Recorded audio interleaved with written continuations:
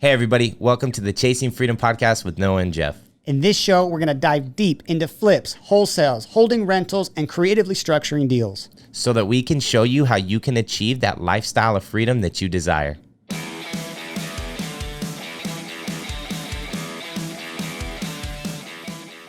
Hey guys, welcome to the Chasing Freedom show with Noah and Jeff. Well, today it's just Jeff. Noah's on a flight back from Texas, but I got my good buddy Jesse Nguyen with me. He's in Delaware. 302 Assets is his company. The dude is a young tycoon. Like, he is going to be taking over. I have no doubt that by the time he's in his 30s, he's going to be a force in the real estate industry, and I'm excited to hear his story, how he got started in real estate, where he's going, and all the stuff in between. So, Jesse, thanks so much for being with us today, man. Hey, thanks a lot, Jeff. I really appreciate you having me here. It was just awesome meeting you guys out in Maui and meeting everyone else as well, and hearing that you guys are doing this podcast as an endeavor on top of your whole real estate business. I just wanted to contribute and help out as much as I possibly could. And this is also helping me out as well, man. Yeah, absolutely, man. I'm looking forward to it, man. So our show is mainly for new beginners in real estate, right? Like people getting started, or maybe folks who have like done a couple deals and want to push deeper. So let's start. We start right at the beginning. What were you doing pre-real estate, and what got you really your gears grinding on pursuing real estate as your business method? Yeah, so back in high school, around 11th and 12th grade, for a little bit, backtracking, I'm 22 years old, fresh out of college about 10 months ago now, so I graduated in 3.5 years. But prior to college, I was in 11th, 12th grade. I was working at Dunkin' Donuts at my local university. My mom had a job at the local university, and she got me in, with the food contracting service. So I was just wiping tables, serving coffee, doing like a little barista work out there. Yeah. And on the side, my aunt and uncle were actually getting into real estate between 2014 and 2017, where they bird about 15 properties. And I had no idea what they were actually doing, what their exit strategies were, until I was farther along and looked back in foresight that they were killing it in the game. Yeah. And what I was doing was I was cleaning the houses once it was, ready, when it was totally renovated, fixed up.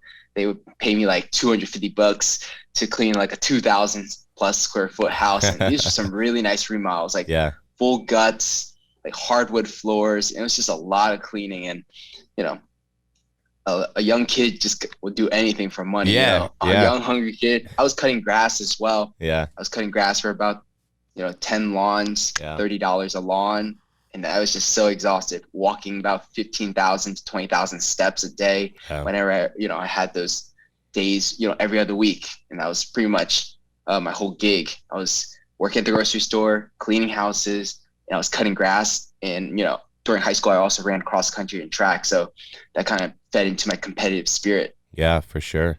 Cool. So it sounds like you always had a little bit of an entrepreneurial itch. I don't know, maybe at the time you didn't know it, but I was my neighborhood lawn boy too, and I find that a lot of guys who get started in real estate, that was their gig, right? Like, for some reason, I would love for like all of us to get like a psychoanalysis someday and figure out like what actually makes our brain tick so differently. But like, we're all the lawn boys, we're all side hustling. I was selling different grass other than clipping grass as well, but that's for another story. But it was just always this hustle that I wanted to pursue. So you're working a job, you're running cross country, and once high school's done, then you're going to college, you're working at the college, you're clipping grass, and you're cleaning houses. What's the next step? How did you get involved in what you're doing now? So there was actually a step between high school and college where I got my realtor license between the summer of senior year. That summer going into freshman year, I got my realtor license. I got that. I was initially in New Jersey, where my family was, helping them source out deals. And I was going to college in Delaware. So then I just took the law exam, and then it was just so easy to get the Delaware realtor license. And I was just trying to sell houses and hustle, and I was just terrible at it, honestly. I probably sold 4 other people's houses in the last 4 years, just in total, or helped somebody buy a house. But it's mostly been my own products that I've just been redistributing. Yeah. And I just realized, one of the big things was I was seeing how investors were getting off-market deals, and there were these agents that were bringing it to them. And I was just like trying to figure out how were they doing it. Yeah. And what one of my guesses was, they're door knocking. So I tried door knocking in a neighborhood in a suit, and it was just like, oh, this is horrible. It's like, I don't know how anybody could do this. So that was telling me, hey, I was onto something. I just didn't know how they were essentially producing the result of getting that marketing leads, So that was kind of my attempt of getting into wholesaling without actually like doing enough research into it. And I just took my first step, and I just did not think, and I just went in there, knocked on doors, didn't get the results, was not super consistent, didn't recalculate the method in a way. So then, if the next time I go back around at it, maybe I'd be more effective. I just totally gave up in that. So it kind of took like another year before I got into like driving for dollars, and that's how I landed my first deal. Yeah. Get into that. Let's jump into what is driving for dollars, because that's actually one of my favorite methods, and I think one of our most productive methods. So explain that for our listeners. What is driving for dollars? Man, driving for dollars, at the bare bones of it, is either getting into your car, or if you don't have a car, getting on your bicycle, or getting on your feet. Yeah. And just going around neighborhoods that make sense in terms of houses that you want to buy. So you can't just go into like the $500,000, $600,000 plus like nicer neighborhoods. We're looking more so at not so much the city as well. Yeah. Just really depends on what you're looking for. But where the big buyers are the most average real estate buyers, they're buying with after repair values of $200,000 to $300,000 in our market. So I was looking at these neighborhoods that were, just middle class, really average, and we would just go around and look for dilapidated houses. So what that meant was, hey, do we see any plywood on the windows? That's kind of rare. Do we see long grass? That's a little bit more common. Do we see really ugly asbestos siding? Just a little bit more common in these neighborhoods. How old does that roof look? Is there moss growing on that roof? Yeah. How deferred is the maintenance? Hey, do you need dual pane windows when you got like single pane wood windows? It's just like, how crappy is it? Yeah. Like I went to a recent meetup where I was able to speak there because my friend hosted it. Nice. And I was just showing up on my phone what the picture of the first house looked like, in the Google cart drove by it, and it hasn't driven by since we did the remodel. Yeah. But they drove by the house, and there's just this gigantic bush of like weeds like just in front of the house. You can't even see the house. That's how bad it was. And we had to do quite a bit of landscape manicuring in order to like look nice. But that was absolutely the worst house we saw in the neighborhood. I cannot believe that lead actually converted. Yeah. Let's. I want to talk about something you said there that surprisingly hasn't come up on our show yet. You said don't. And so there's two sides of this. One, like it depends on what market you're in. But what I like that you said is you studied the demographics of your market and you realized where the majority of your buyers were. A lot of people miss out on that. There's a lot of people who get started in flipping and they want to flip a house that they would want to live in, right? Like we see this so often. They're like, oh, it's like right now we're doing like our first $1 million flip and it's going to be awesome. But never would I have done that 3 years ago. And that's a house I would love to live in. But the demographic doesn't support like doing a ton of those flips. So I think what you said there is when you're getting into driving for dollars, look at the demographics, determine where the majority of the people who are buying houses in your market are actually buying, what zip codes, what neighborhoods, what style of house, what back-end purchase price really is extremely important, because you don't want to go and do a flip that you only have, 10% of the market share is going to be looking at this house, right? You want to go and do the flip that 90% of the people who are looking for a home can afford this house. I think that's a really good point. What are you guys using like the Deal Machine app for driving for dollars, or what's your method on doing that? Yeah, initially we were using the Deal Machine app, and it was just like, it felt weird. Like we would just come by, take a picture of the house, and this would, just send out the mail and just drive by it as fast as we can without looking like super shady or getting the cops called on us. There was another marketing tactic where we were doing bandit signs, just hanging up signs like at 12 to 3 a.m. and it's just like, man, we're just trying not to get called by the police out here. Did you build the little custom pole extender to put your bandit signs really high? Dude, someone else already made that invention, so Yeah, I bought it bro. off of them. So yeah, we when we did our first Bandit sign going, it was like 7 years ago. But yeah, we did the same thing, bro. Like 40 Bandit signs in the car, 2 a.m, rolling around the neighborhood. We had this big old extender with the hammer tack, and we'd put them up like 30 feet up so nobody could take them down. But man, that's cool. I really. Listeners, Deal Machine app is a great tool because, like he said, it's super simple. You take a picture and you literally click a button, and then it puts it into your lead funnel, and then you can decide to start mailing that lead funnel or not. I actually did. I was in Indianapolis like 4 or 5 weeks ago. I'm a big Seahawks fan. We had opening day against the Colts, and we invest in Indiana. So I'm like, oh, that's a win-win. I'm gonna go. I got one of them little electric scooters, bro, and I was riding around neighborhoods doing scootering for dollars on my Deal Machine app, and I got like 250 leads in like an hour of riding my scooter. I was like, dude, this was totally worth it. So it's it's a low cost method. And then 2, it's a very easy kind of automated method aside from the actual driving part. But after you select the lead, it's pretty automated. So I'm glad you brought driving for dollars up. So you're driving for dollars. You got your first house. It's the ugliest house. The lead converted. Walk us through what that project looked like, how you acquired it, funding source, and what you did with that property. Yeah, this is actually one of the most crazy stories that, I don't really get to share very often because it's kind of a lengthy one. It was quite a process. But for one, I wanted to say that I didn't do it by myself. It came with a partner. My partner his name is Johnny. Okay. And we're still friends to this day. And his dad actually flipped 90 houses between like 2015 and 2019. And we started December of 2019. Awesome. We essentially just figured out what neighborhoods he was buying in, and that was pretty much where all his competitors and all the other people were buying in. So that's how we essentially got to that neighborhood. And the thing was that his dad told us, hey, I'll help you guys fund whatever deal you guys need to fund, and I'll help out with construction so you guys don't get screwed with those costs. Mm-hmm. Just you need to find the deal. Yeah. Like, you guys just need to go do it. So what happened was we drove for 5 weeks. Yeah.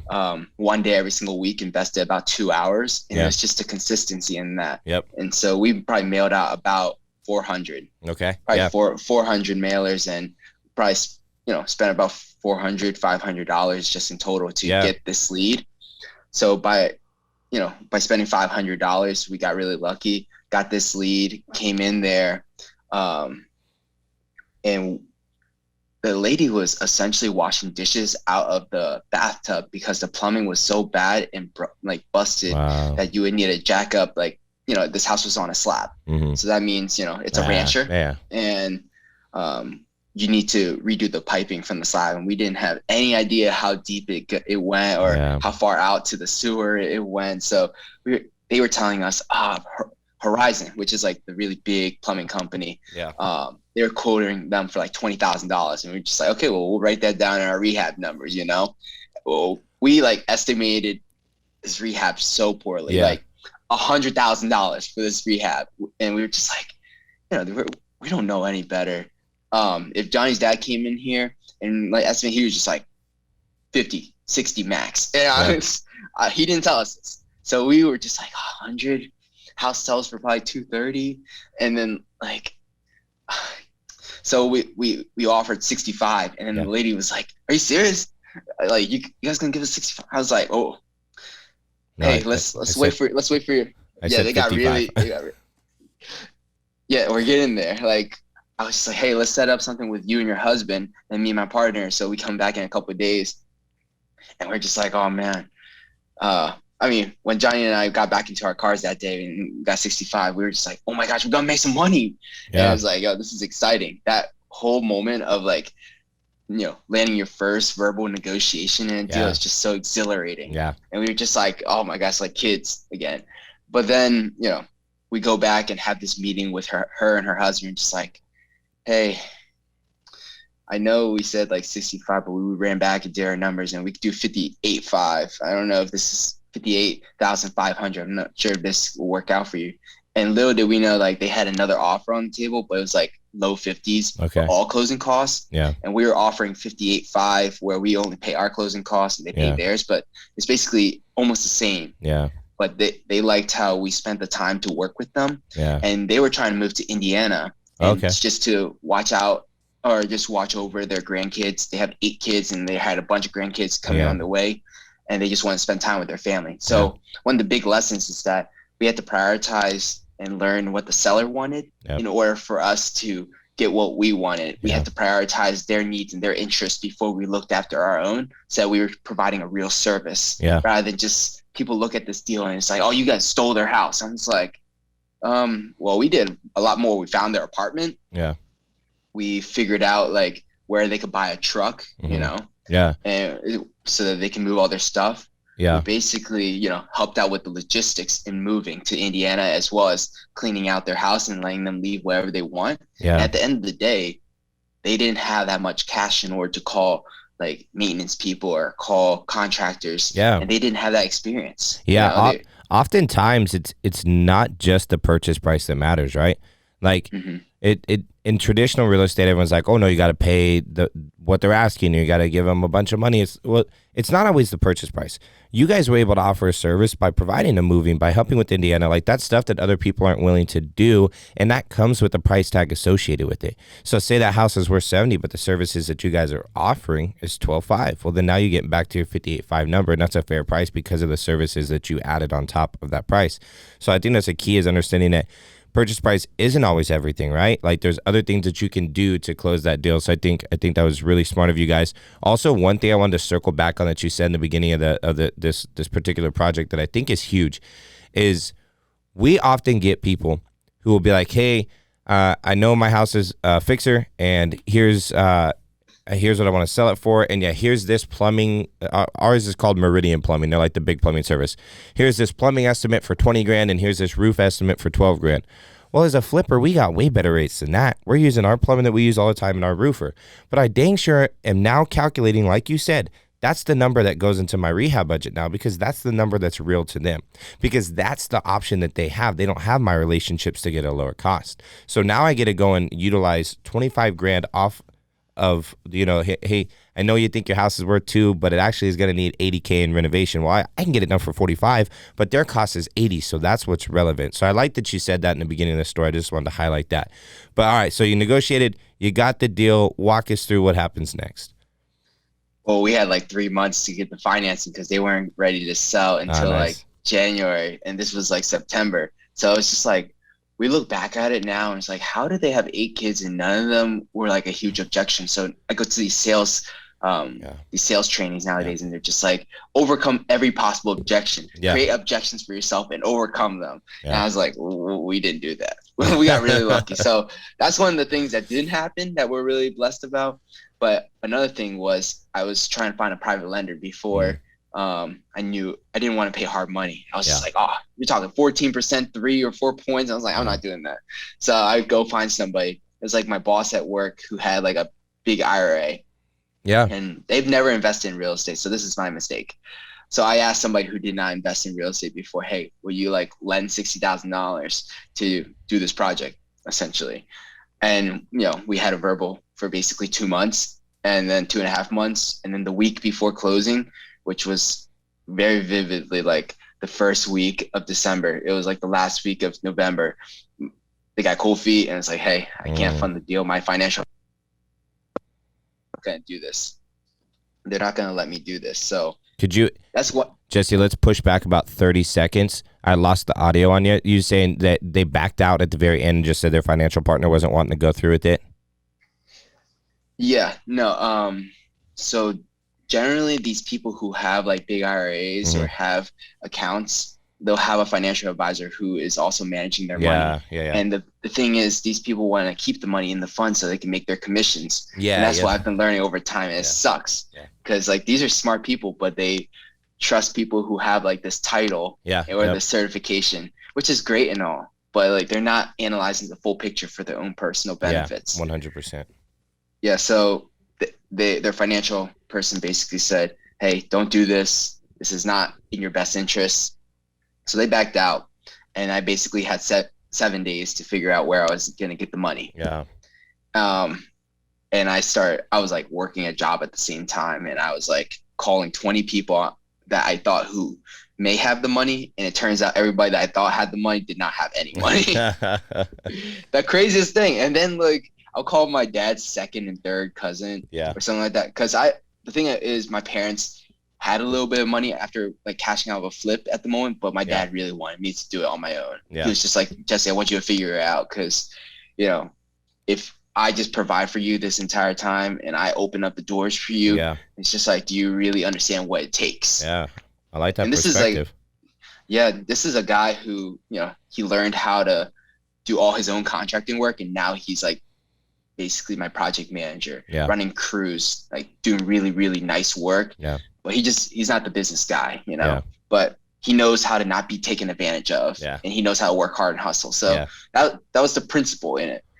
But when I started calling my dad's second and third cousins, they were just like, oh, we lent to your dad back in the day on these projects. Like, that sounds cool. How much you need? And they were like, sure, 30 and 30. And then they ring up my dad, and now my dad's just like, oh shoot, you're making me look bad to my cousins. So my dad comes to me and just like, hey, your uncles are gonna write me the check, and then I'm gonna cut it to you so you can do this closing. Little did I know, my mom actually told me like a week later, hey, your dad actually cut those checks himself. He's just trying to say that to save face. He doesn't want to see. He was like, no, I was teaching you a lesson, boy. He didn't want to be seen as like the bad guy to his like family. It's just like, what, you're not gonna support your son and what he's doing? He's doing the same thing as you. So my dad helped me close that deal, but the deal was actually like, hey, I'll close it, but then you need to give me 30 grand back. So we had like another week or 2 weeks to find 30 grand. Okay. And I ended up taking a loan shark loan for like 30 grand for like $900 a month. Okay. On 30. It was just ridiculous, but we had to do what we had to do. Yeah. You got to make the deal work. Yeah.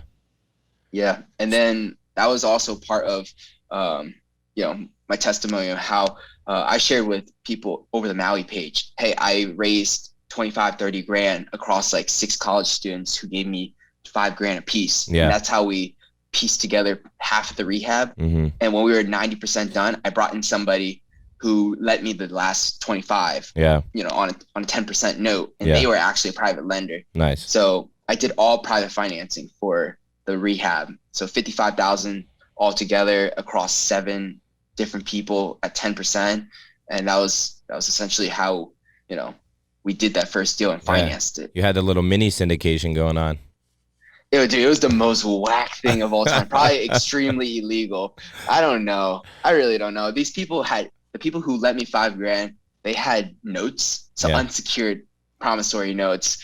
And, the one guy who had 25 grand, I told him, hey, I'll give you a mortgage on the property. Yeah. So, yeah. All right, so you get the property figured out, you got all the funding. How long did the flip take, and how much did you spend? It was 3 months. Okay. And it took $55,000, $55,000 to $60,000 to redo all the plumbing, HVAC, new electrical, new drywall, new flooring. It needed the whole. Man, I need to come out to Delaware, bro. I spend 60 grand on floors, paint, and cabinets in my market. Like. Are you serious? Yeah, Boise's expensive, bro. Like a cosmetic flip on like a 1,500 square foot house cost me like 40 grand. But like I see folks, like we have some of our rental units in Indiana, and we had to essentially do a cosmetic flip that would have cost me like 20 grand here. Just paint the cabinets, new counters, refinish some stuff, and paint, and then do new carpets. And I was like, all right, I was expecting 20 grand. I was like, that kind of sucks. And then I got the bill, and it was like $6,500, and I was like, bro. I want to do that more. Like, that was rad. So, all right. So you spent about 60. All right. So you picked it up at, we're just going to round up to 60, right? 60. Yeah, we bought at 60. Okay. So you got it at 60. You spent 60. So you're in 120 before financing somewhere around 10 to 15 grand total. Yeah, probably around there. All right. So we're going to say we'll say like 132.5. What'd you go on to sell that property for? We sold it for $257.5, giving out probably 14 grand of closing help. We sold it in May of 2020, which was when the pandemic was basically freezing the housing market. And we were just like, we don't know if we're going to get a buyer. We should have held it, and then we would probably got 30 grand more. Yeah, in hindsight, right? And so, and then you still have your license. So did you list this? I did list it. Okay. Yeah. So, all right. So, and you say you sold for 230?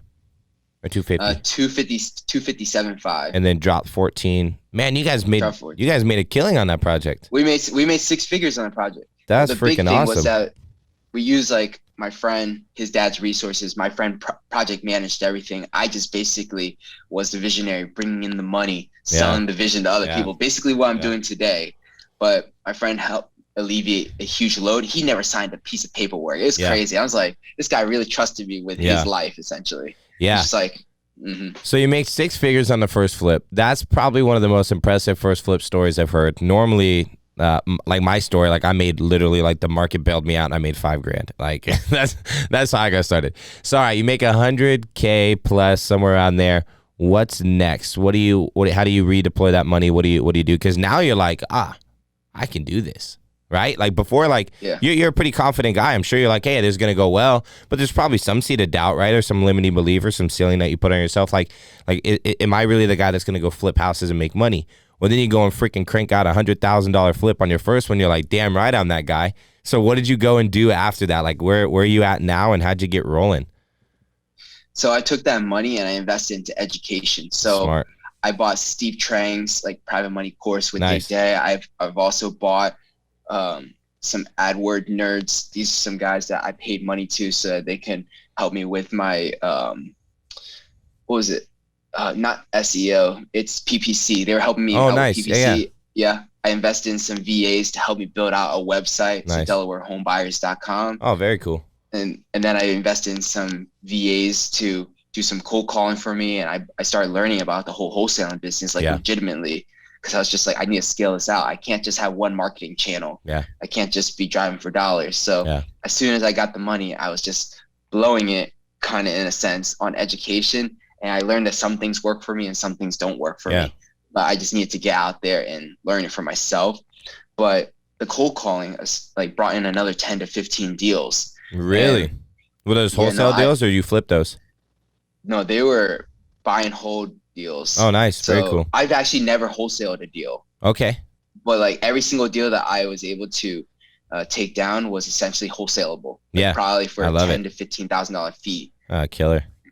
Yeah. And that's like, you're having your ARV minus or your ARV times 30% minus repairs, and minus my $10,000 to $15,000 fee. It was that good of a deal. So me being the type of like,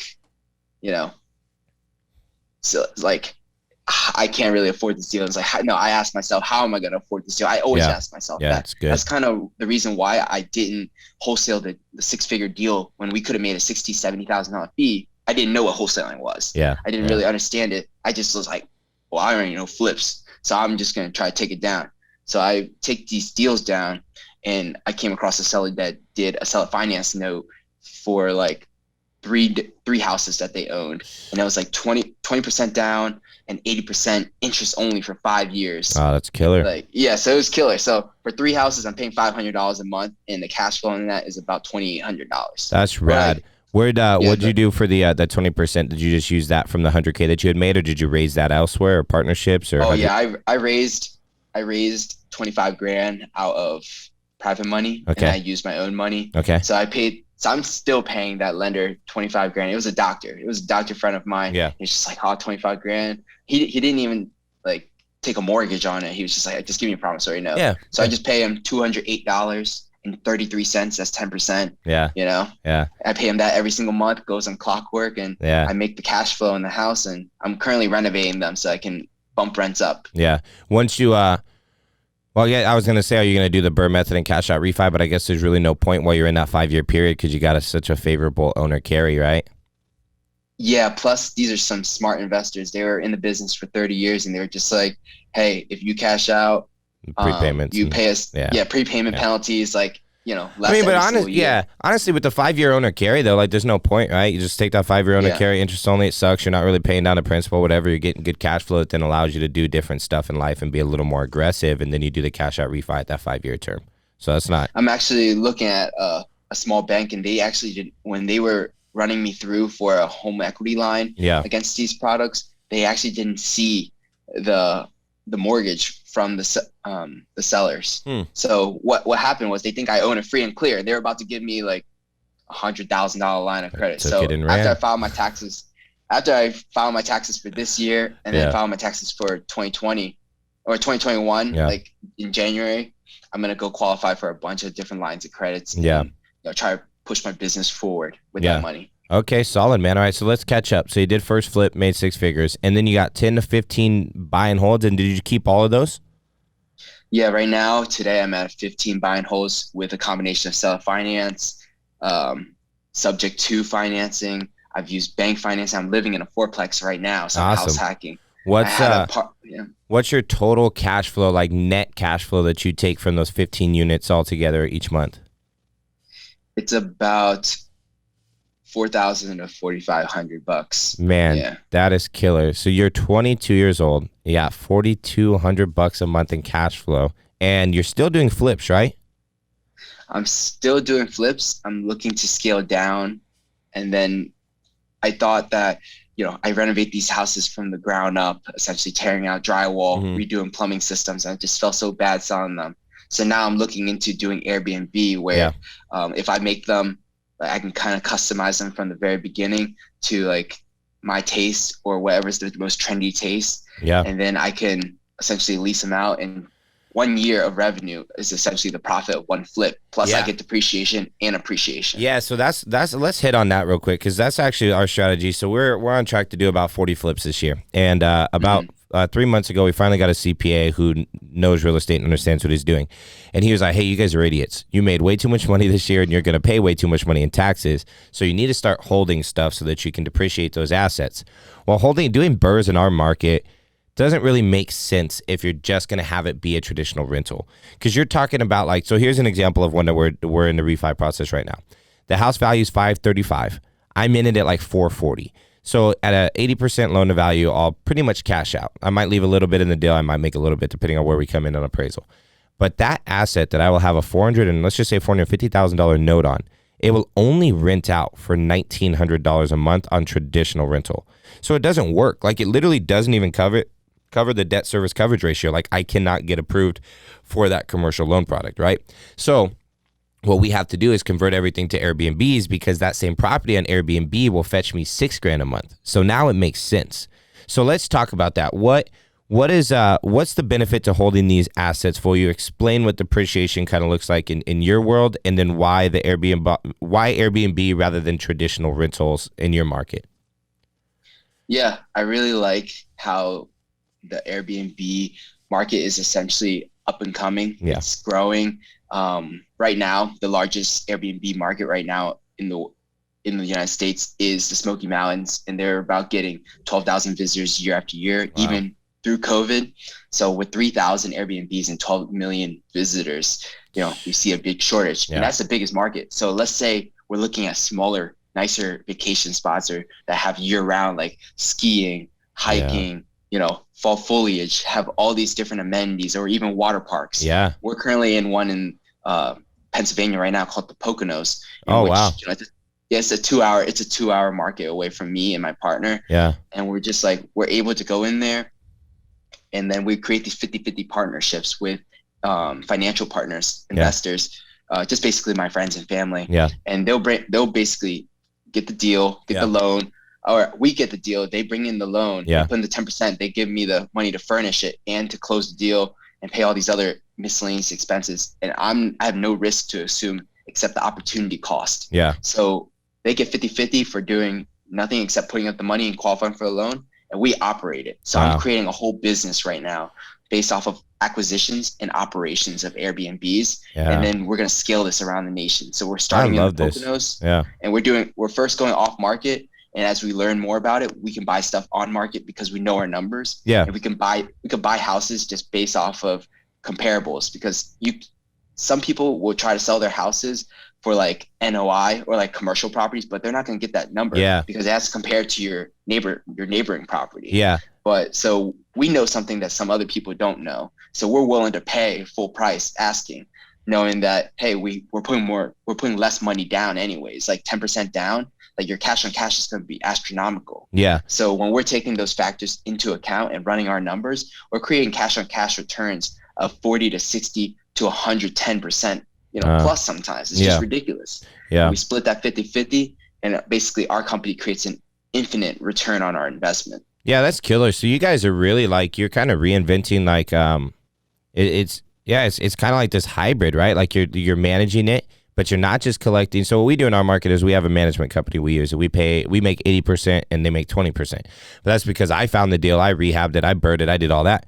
You're kind of creating this little middle ground where you're the acquisitions guy, and not like the deal, the house is what matters most in this market. Like money 5 to 7 years ago, money was really hard to get. But now money's easy to get. And so the deal is the hot commodity. So you guys are able to negotiate a freaking awesome split where you're taking 50% of the profit because you're the deal sourcer. And then you're also doing the management on the back end. So essentially you're getting 20% for the management on the back end and then 30% for being the acquirer of the property and setting everything up. That's pretty killer. Yeah. I mean, the hardest part is setting up the property and making sure you're creating the vibes that you need to so that you can create that performance. So when you're doing all that due diligence and all that upfront work, like, of course, like 50% is kind of generous because you're bringing all this experience versus if a mom and pop person tried to do this same thing, they'd be running to the Poconos or wherever, like 15, 20, 30 different times, running back and forth, wasting all this time when they should be, being a superintendent, a lawyer, being a doctor, doing what they're doing, and not focusing on this side business. Yeah, I mean, honestly, like a lot of the guys who want to fund these as passive investments, they just don't have the time to do it. So to partner with a guy like you, who this is your sole focus, here you have teams and systems built out to help with that, that's really beneficial to them. Are you buying these turnkey right now, or are you doing like value adds on them? We do a combination of both, but for the most part, we want to buy more expensive properties so we could depreciate. Because what I learned is that you can't just rehab a property and depreciate off of ARV. You need to depreciate based off what you paid minus the land. Yes. So when you have a more expensive property, we value that. Yeah. So we count that into our overarching ROI, but we sell cash on cash return when we talk to our partners. That's actually a really good pitch. I like that. One of the things I like that you said too is that, and I think that the one danger that I see in Airbnbs is it's the marketing that you see from some of these other folks selling single family residences as Airbnbs. So I just got sent one that was a duplex, and they're like, "Hey, pay me $600,000 for it." And I'm like, "Bro, the comp on that is like 520 all day. I'm not giving you 600. That's 80 grand over value." And their argument was, "Here's the cap rate based on our Airbnb numbers."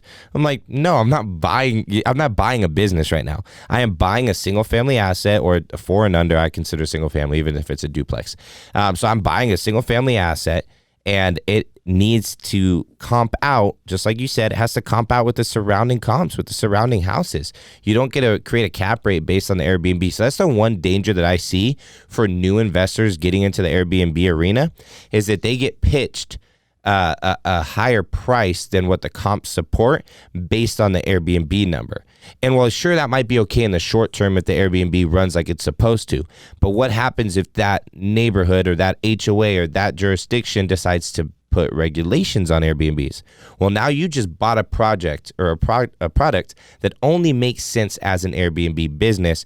You overpaid because somebody sold you the Airbnb numbers, and now if the regulations change and you can't Airbnb it, you're overvalue on a house that doesn't cash flow as a single family rental. So one of the only, like, I guess, asterisk I always tell people is Airbnbs are awesome, but don't buy it based on it being a business. Buy it based on the price that still the comp support.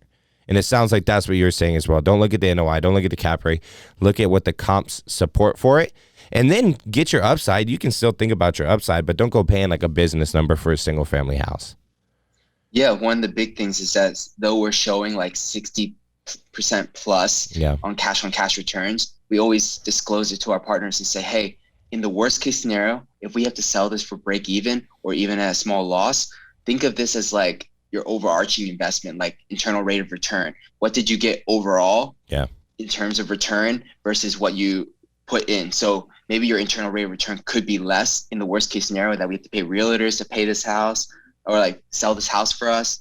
And then, we sell at a loss. Well, at the end of the day, you made a return on the cash that you put in. Yeah. And you got out of the house with a net positive because we were operating the business in that time. Yeah. So we always got to be agile and flexible and always be kind of micromanaging our portfolio and making sure, hey, all the bylaws are, in favor of us supporting this Airbnb model and just allowing us to do this legally in the right way. So we buy in more established markets that already labeled out the bylaws when it comes to Airbnb. So we're not, it's not a matter of if, but when they regulate it. Yeah. We already know that it's already regulated. Yeah. And we want to be within the fine line and running a business based off of real rules. Yeah.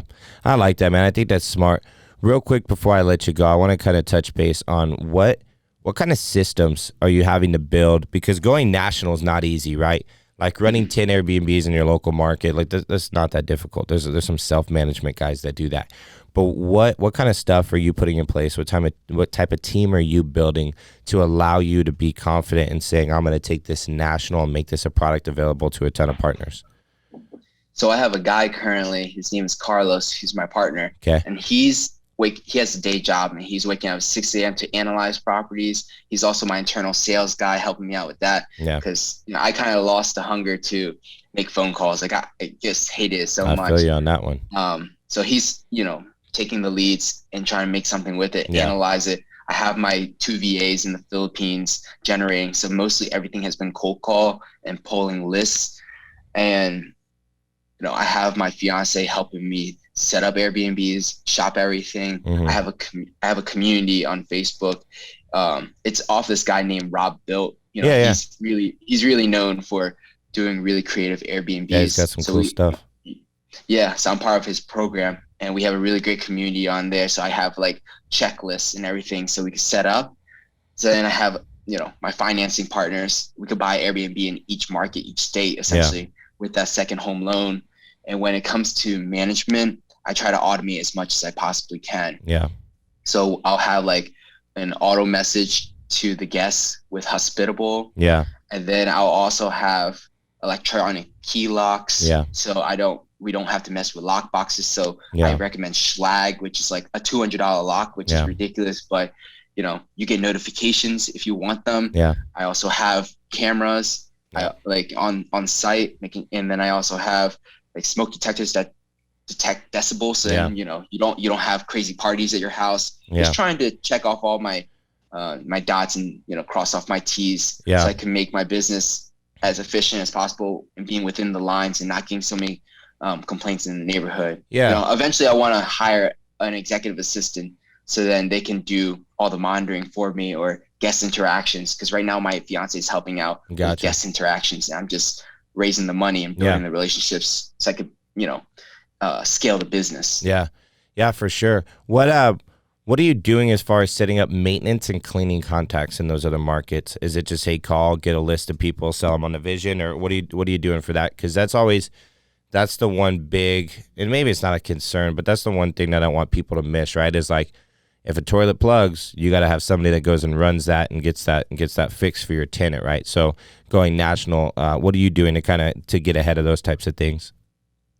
You got to have 5 contacts, 3 to 5 contacts before you even launch. In order to have somebody who's going to pick up. And for the most part, the same guy who cuts our grass, we seen how reliable he is. They say inside the Bible, even like, hey, those who could be trusted with little could be trusted with a lot. So that good. We're trying to build those relationships out with people. And then our cleaners, like I generally I get referrals from people over Facebook, and I interview them and then see if any of them have any Airbnb experience or have worked in hotel industry. So, and that's good. It's a correlate. We're trying to compete with the hospitality industry against hotels. So if you could find anybody who knows that space, who knows how to be efficient, who also, like, for instance, the extra value that our cleaner brings is that they used to inspect for bed bugs. And that's just a huge thing, because it's not that your furniture may have bed bugs, but people from the outside, they could be dirty and they bring in bed bugs to your unit. So I'm really glad that somebody, they sold themselves and they basically bring in that extra value for your business. So that's a huge thing. Yeah, that's awesome. One of the things that we're doing even in our local market is we've given our cleaners a checklist of maintenance items to look at every time they're in the house. So they don't have to be a maintenance guy. But one of the things I love about an Airbnb versus a long-term rental is a long-term rental, at best, you're getting in there once a month to assess how the tenants are treating that property. And that's very generous. It's probably more often like once a quarter, right? In the short-term rental, I'm getting eyes on that unit every single time a guest leaves. And if I prepare properly my cleaners with a list of 10 things, hey, obviously when you clean the toilets, flush every toilet, make sure they're leaks, make sure the faucet's not leaking, check this. Then I know if any damage is happening in my product, in my property, every like 3 to 5 days when they're cleaning those units. So that's one of the things I love about the Airbnb models. You get eyes on that unit so often, right? And then you can get ahead of maintenance compared to oh, Billy Bob Thornton forgot to tell you that he broke the faucet in his long-term rental 4 months ago and doesn't have water and tried to duct tape it. And now your subfloor is freaking molded out or something crazy, right? Like you get the opportunity to get ahead of these things. So I think that's cool, man. I'm excited to see what you do. It's a very interesting strategy. I love the short-term rentals. I think it's funny, man. People think, like I get this so often, like, oh, don't you think you're getting to the short-term rental market late? And I just kind of laughed at it, like, bro, no, like this was like Airbnb launched in like 2012, 2014, somewhere in there. Like it's not like it's barely about to hit 10 years. I'm not late to this. People see 10 years as like, oh, you're late to the trend. Like, no, this is a reestablishing of a new line in the hospitality industry. Like this is going to compete with hotels and resorts for literally ever. Like I don't think Airbnb ever goes away. So people often hit me with the, don't you feel you're coming to the game late? And I'm like, no, this is still in the infancy. Like, yeah, if you're looking at it of a 0 to 10 and I'm at the 10-year mark, I'm at the end. But I'm not looking at 0 to 10. I'm looking at 0 to forever. And I'm at the 10-year mark. I'm in the infancy of this product. And I think there's a lot more to come of Airbnb. So I'm excited to see what you do with it, man. It's going to be pretty rad. Yeah, no, I'm really excited too, because it's hard. At the end of the day, it's a business and not everyone's designed to be a business person. Yeah. So, the people who get into it and they just maybe toss their house on Airbnb, they may like the money for a little bit, but when they start encountering problems or headaches, what are they going to do? How are they going to solve those problems? And that's what will define the business owners from, your mom and pops. Yeah. I think that's really good. Well, hey, man, we're running out of time here. Let me hit you with a couple of our closing questions. What podcasts or books do you listen to or read that you would recommend to anybody trying to get started in real estate or scale a real estate business? Yeah, the first thing that really comes to mind is probably the Ryan Pineda Show and then the Iced Coffee Hour podcast by Graham Stephan. Because, if you want some entertainment and you want some real value, you go to those guys. Nice. I like it. What about books? Are you a big book reader? Yeah. No, I read Vivid Vision and Who Not How. And those are the new Rich Dad Poor Dad. Yeah. Honestly. I actually love that, man, because I've admitted this on the show before. Like, I'm probably like one of one people I know that have not read Rich Dad Poor Dad. Like, I've never read it. Like, and everyone's like, oh, that was a book that got me started. I'm like, dude, I've never read it. And like, honestly, someday maybe I will for like the nostalgia of it, like, or I feel like I'm obligated to. But like, yeah, Vivid Vision. I like the Go Giver book. I'm reading Checklist Manifesto. Like, there's a ton of new stuff. Even Brandon Turner's The Multifamily Millionaire. There's a ton of new stuff on the market that I'm like, I can't go back. Like, maybe it was just because I was blind. Like, I didn't know what was out there in the world, so I just sprinted for real estate. Now I'm already here. I'm like, I'm not going to go back and read the book on like how to get started in real estate. I'm going to read these books that kind of like inspire me to push deeper into real estate. So Rich Dad Poor Dad is kind of the Pokemon of real estate. Yeah. I think that's a great way to put it. Well, hey, Jesse, how can our listeners get a hold of you if they have any questions, or hey, maybe somebody wants to partner up on an Airbnb? How do they get a hold of you, man?